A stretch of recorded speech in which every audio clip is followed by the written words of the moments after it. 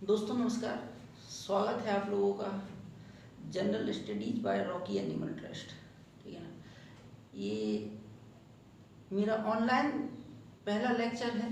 ठीक है ना, लेकिन ऑफलाइन में झांसी में पिछले 10 साल से पढ़ा रहा हूँ। विभिन्न क्षेत्रों में मेरे पढ़ाए हुए करीब करीब एवं प्लस बच्चे इस समय भी जॉब पा चुके हैं, नौकरी कर रहे हैं। ठीक है ना, मैं थोड़ा सा पहले अपने बारे में बता दूं। मैंने बीटेक किया है Indian institute of information technology Allahabad से। ठीक है ना, यानी कि IIIT इलाहाबाद।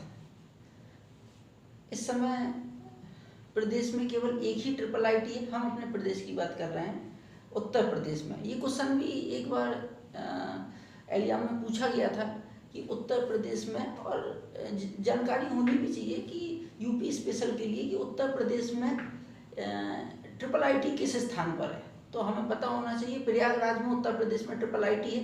1999 में ये बना। उस समय भारत में बीजेपी की गवर्नमेंट थी जो प्रेजेंट में है, लेकिन उस समय प्रधानमंत्री जी श्री अटल बिहारी वाजपेयी जी प्रधानमंत्री थे। उस समय आई थिंक कि उस समय जो HRD मिनिस्टर थे वो श्री मुरली मनोहर जोशी। ये आप आई थिंक ये आप लोग देख लेना गूगल पे कि 1999 में HRD मिनिस्टर कौन थे। आई थिंक श्री मुरली मनोहर जोशी थे। उन्होंने ही ये IIIT जब बना तो इसका उद्घाटन किया था।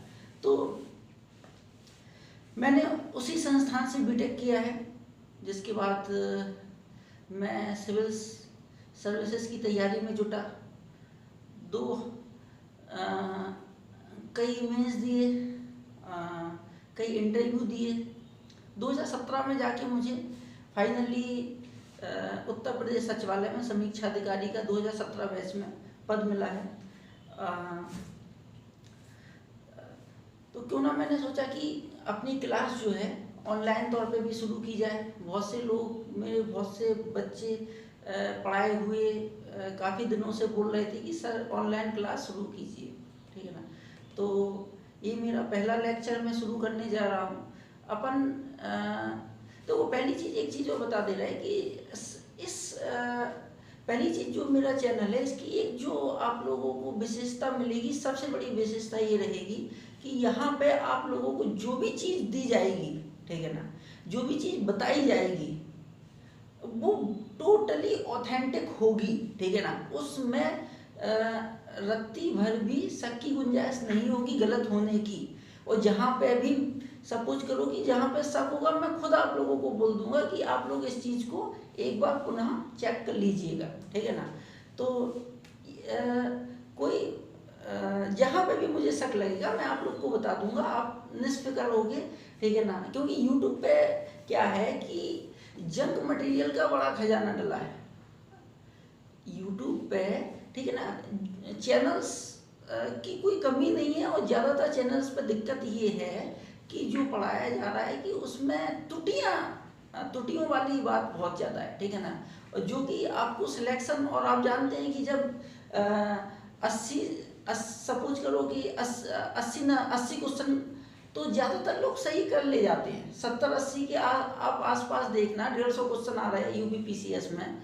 ठीक है ना, 80 के आसपास तक ज़्यादातर तैयारी करने वाले पहुंचते हैं, लेकिन फिर 80 से एक एक क्वेश्चन बढ़ने में जो मेहनत करनी पड़ती है वही असली खेल है। ठीक है ना, 80 से 81, 81 से 82, और आप देखें कि फिर ठीक है ना, जैसे ही आप 90+ होंगे, ठीक है ना, लगभग हर साल आप एक बार आपका सिलेक्शन होने लगेगा, 90+ की कैटेगरी में आप आ गए तो फिर वो धीरे धीरे आपका सिलेक्शन हर साल होगा। जनरल स्टडीज की क्लास शुरू करने जा रहे हैं। ठीक है ना, एक चीज़ और बता देना चाहता हूँ कि मैं जो भी पढ़ाऊँगा, ठीक है ना, यहाँ पे केवल फैक्ट कम, केवल लेक्चर ज़्यादा दूंगा। ठीक है ना, जिस चीज़ को मुझे लगता है कि जिस चीज़ में समझने की ज़रूरत है, और बकाया मैं अपना जो स्टडी मटेरियल है वो मेरा फेसबुक पे एक ग्रुप ऑलरेडी बना हुआ है, उसको आप लोग ज्वाइन कर लें, और उस पर आपको मेरा हैंड रिटन पूरा का पूरा मटेरियल आपको उपलब्ध हो जाएगा। ठीक है ना, पूरा का पूरा प्री का प्लस मेंस का, ठीक है, धीरे धीरे सब प्रोवाइड करा। जैसे कि यहाँ तक कि हिंदी का भी मटेरियल मैं अपलोड कर दूंगा, ठीक है ना। अभी हिंदी का, अभी आरू का 2016 का प्री होना है, जो कि पहले हो चुका था, वो कैंसिल होकर जो दोबारा हो रहा है, तो उसके लिए भी मैं हिंदी का भी मैं 2 टॉपिक ऑलरेडी अपलोड कर चुका हूँ ग्रुप पे। तो हिंदी में कुछ लोग अब लिख लिख के विलोम शब्द याद करा रहे हैं, ठीक है ना। मुझे नहीं लगता है कि ये कोई स्ट्रेटजी होनी चाहिए, ठीक है ना। हिंदी में तो वोकैब है यार, वो तो हमको खुद याद करनी है। अब हम यहाँ पे बैठा के, ठीक है ना, बोले राजा राजा का विलोम शब्द चाहिए, ये कोई मतलब थोड़ी है, ठीक है ना। इसीलिए हिंदी का क्या है कि वोकैब सेक्शन है, 6 सेक्शन होते हैं, 6 के 6 का मैं आपको मटेरियल प्रोवाइड करवा दूंगा। ये आपकी जिम्मेदारी होनी चाहिए कि आप याद करके उसको रखें, बिल्कुल याद बहुत अच्छी तरीके से करें, ठीक है ना। एक बार याद हो गया तो इसको ये ना समझें कि भाई याद हो गया, ठीक है ना, उसको फिर दोबारा करें, ठीक है ना। हर हफ्ते रिवीजन जरूर होना चाहिए, ठीक है ना। तो यहाँ पे मैं जो है ज़्यादातर फोकस जीएस पे ही करूँगा, हिंदी का मटेरियल वहाँ पे मैं उपलब्ध करा दूंगा।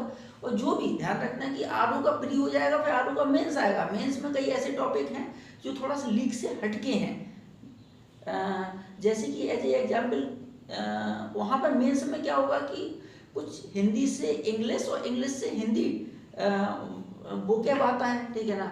वो सेक्शन में आप लोग को कुछ अपलोड कर दूंगा, वो प्री हो जाने दो उसके बाद, ठीक है ना। प्री आपका निकलता है उसके बाद तो पूरा आपका उसमें से फंस जाएगा।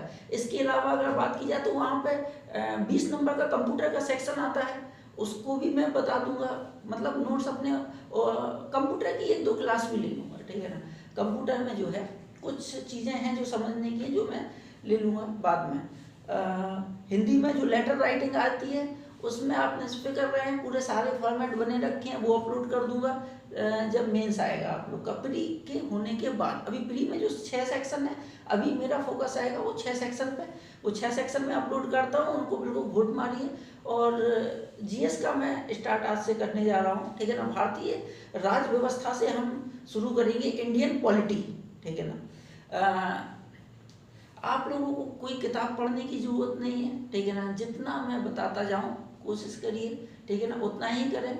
हाँ, अगर आप कर सकते हैं तो ध्यान रखें पुराने क्वेश्चंस जरूर। Uttar Pradesh public service commission ने जितने भी पेपर कराए हैं, जरूरी नहीं है कि केवल आरओ के पेपर, जरूरी नहीं है कि केवल अपर पीसीएस या लोअर पीसीएस के पेपर, ये तो सभी लोगों के पास हैं। पूरी घटना चक्र या और भी जो पब्लिकेशन की जो किताबें आती हैं पुरानी पेपर्स की, पुराने पेपर्स जिसमें रहते हैं, वो ये तो कवर कर लेते हैं। लेकिन यूपी पीएससी और भी जो एग्जाम कराता है, जैसे कि होम्योपैथिक का एग्जाम हो गया, यूपी पीएससी डेंटल का एग्जाम कराता है, डेंटल सर्जन का, यूपी पीएससी जीआईसी लेक्चरर का एग्जाम कराता है। तो कोशिश करिए कि पिछले 3-4 फूड इंस्पेक्टर का पेपर, पिछले 3-4 साल के ये सारे पेपर, एपीयू का पेपर कराता है, फॉरेस्ट ऑफिसर का पेपर कराता है ना, आपका यूपीपीएससी जुडिशरी का पेपर कराता है। ये सारे पेपर्स आप कलेक्ट करिए कहीं से, ठीक है ना, और उनका ऑथेंटिक सॉल्यूशन करिए। और नहीं भी है तो आप निस्पे कर रहे हैं, ठीक है ना।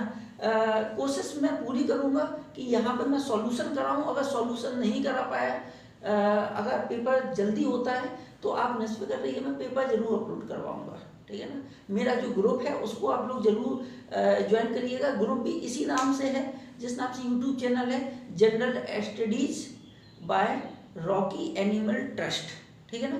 ये आप ग्रुप जरूर ज्वाइन करिए, वहाँ पे आपको पूरा का पूरा मटेरियल उपलब्ध हो जाएगा। और एक चीज़, कोई कभी इस चैनल के माध्यम से या मेरा ये यूट्यूब चैनल है हो या फेसबुक का जो ग्रुप है, कभी भी आप लोगों से कोई भी एक पैसा नहीं वसूला जाएगा। जो भी दिया जाएगा वो टोटल फ्री रहेगा, ठीक है ना। थोड़ा सा हम जो है आज इंडियन पॉलिटी से मैं शुरू करने जा रहा हूँ जीएस में। तो जीएस में कई सेक्शन हैं, ठीक है ना।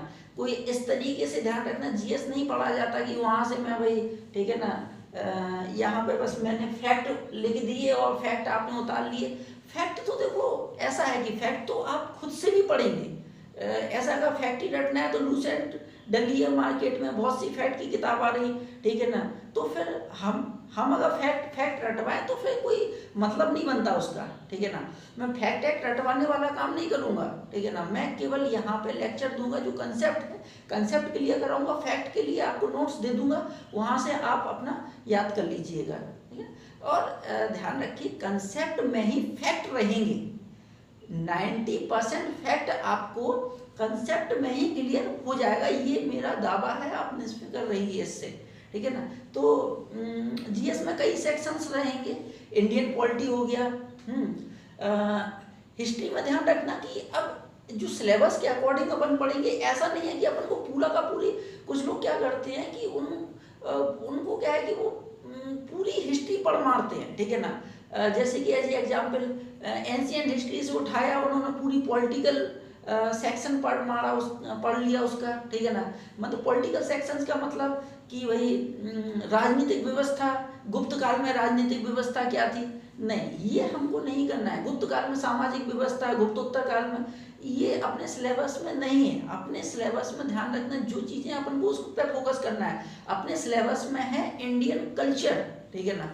तो हमको एंशिएंट और मिडिवल, ठीक है ना, प्राचीन भारत और मध्यकालीन भारत का अपन को कल्चर पोर्शन क्लियर करना है, ठीक है ना।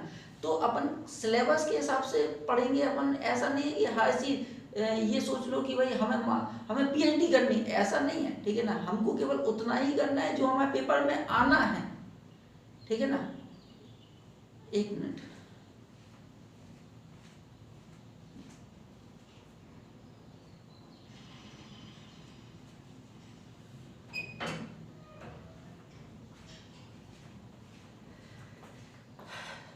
सॉरी। तो हम जो है जीएस की बात कर रहे हैं। जीएस में कई सेक्शंस हैं, ध्यान रखिए। साइंस एंड टेक्नोलॉजी है, बेसिक साइंस है, ठीक है ना।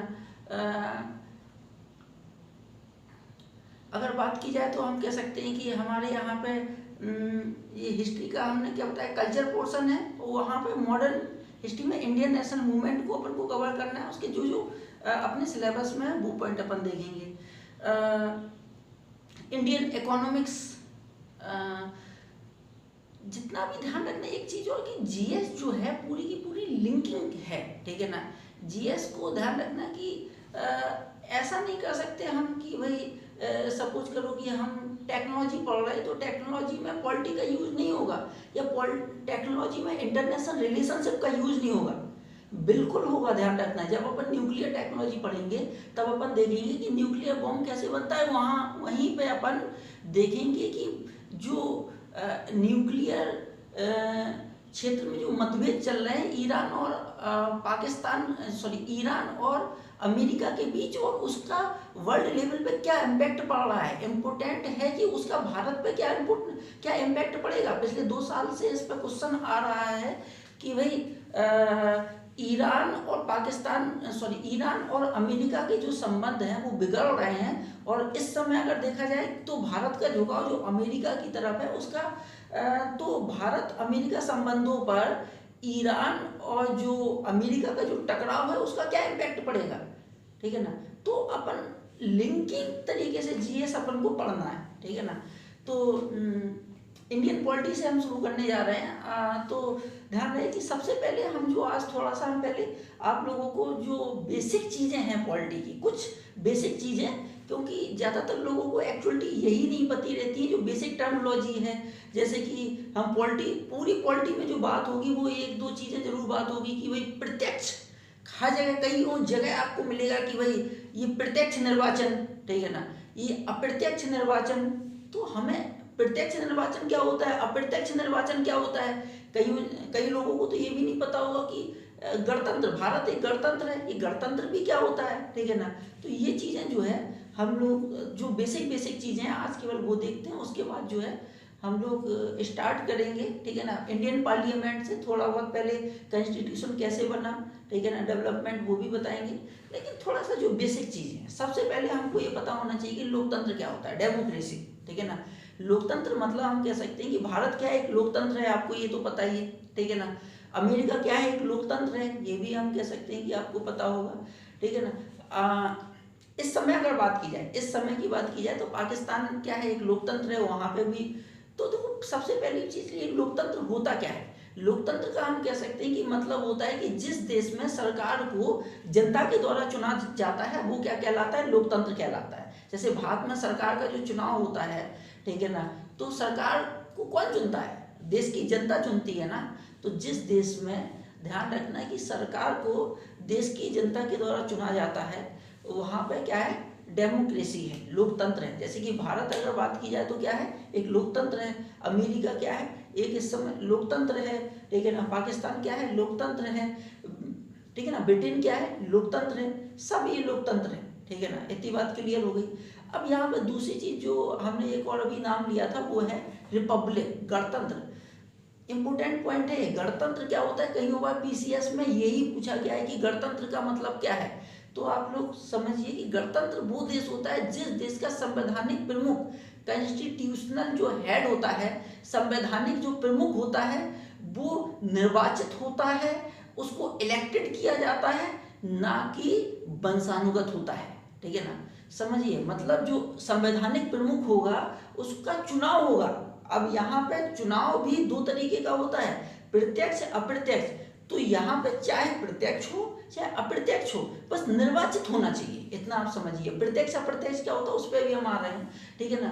बस निर्वाचित होना चाहिए, ठीक है ना, चाहे प्रत्यक्ष हो चाहे अप्रत्यक्ष हो, लेकिन वंशानुगत नहीं होना चाहिए। एज ए एग्जाम्पल ले लें हम, तो देखो आप समझो कि इंडिया है, ठीक है ना। इंडिया में कॉन्स्टिट्यूशनल हेड कौन है, इंडिया में कॉन्स्टिट्यूशनल अगर हेड की बात की जाए तो वो राष्ट्रपति होता है। और हमारे देश में राष्ट्रपति को क्या होता है, इलेक्ट किया जाता है, निर्वाचित किया जाता है। हालांकि ये बात जरूर है कि राष्ट्रपति के इलेक्शन में हम पार्टिसिपेट नहीं करते हैं, लेकिन हमारे चुने हुए प्रतिनिधि जो हैं वो पार्टिसिपेट करते हैं। मतलब अप्रत्यक्ष निर्वाचन होता है राष्ट्रपति का, ठीक है ना। प्रत्यक्ष अगर हम लोग डायरेक्टली राष्ट्रपति को इलेक्ट करते तो वो हो जाता प्रत्यक्ष निर्वाचन। लेकिन यहाँ पे क्या हो रहा है कि हमने जिनको चुना और फिर वो उसको चुन रहा है, मतलब यहाँ पे क्या हो गया, इनडायरेक्टली अप्रत्यक्ष निर्वाचन हो रहा है हमारे यहाँ, लेकिन निर्वाचन हो रहा है, ठीक है ना। इसलिए भारत में जो संवैधानिक प्रमुख है वो क्या है, निर्वाचित है, ना कि वंशानुगत। ऐसा नहीं है कि जैसे कि इसके पहले वही राष्ट्रपति श्री अभी कोविंद जी हैं, ठीक है ना। इसके पहले कौन थे, श्री प्रणब मुखर्जी साहब थे, ठीक है ना। प्रणब मुखर्जी साहब जो है कांग्रेस पार्टी के थे। तो आप समझो ना कि प्रणब मुखर्जी साहब को भी निर्वाचित किया गया था। ऐसा तो है नहीं कि प्रणब मुखर्जी साहब हटे तो उनके पुत्र बन गए, वंशानुगत नहीं चलेगा, ठीक है ना। इसीलिए कहा जाता है कि भारत क्या है, एक गणतंत्र है, कॉन्स्टिट्यूशनल हेड है, ठीक है ना। इसी तरीके से अमेरिका में जो कॉन्स्टिट्यूशनल जो हेड होता है उसको इलेक्ट किया जाता है, वहां भी वंशानुगत नहीं है। लेकिन थोड़ा सा ध्यान रखना कि ब्रिटेन की स्थिति अलग है। ब्रिटेन में ध्यान रखना कि जो कॉन्स्टिट्यूशनल जो वहाँ पर हेड होता है, वो महाराजा महारानी वाला वहाँ जो कंसेप्ट है वो वंशानुगत है। मतलब सपोज करो कि कोई वहाँ पे महारानी है तो महारानी के हटने के बाद उनका पुत्र, ठीक है ना, पुत्र के बाद उनका पुत्र, इस तरीके से वहाँ पे कंसेप्ट चलता है। तो ब्रिटेन में ध्यान रखना, ब्रिटेन डेमोक्रेसी है, ब्रिटेन में लोकतंत्र है, लेकिन ब्रिटेन में क्या नहीं है, रिपब्लिक नहीं है। ब्रिटेन ब्रिटेन जो है गणतंत्र नहीं है। भारत हुआ, ठीक है ना, अमेरिका हुआ, यूएसए हुआ, ये गणतंत्र भी है लोकतंत्र भी है, लेकिन ब्रिटेन लोकतंत्र तो है लेकिन गणतंत्र नहीं है। ये दो चीजें आप लोगों को बहुत अच्छे से समझ में आ चुकी होंगी। अब देखो एक दो चीजें और हैं यहाँ पे जो हमने बताया, प्रत्यक्ष निर्वाचन और अप्रत्यक्ष निर्वाचन। देखो इसमें अब देखो समझो आप, ठीक है ना।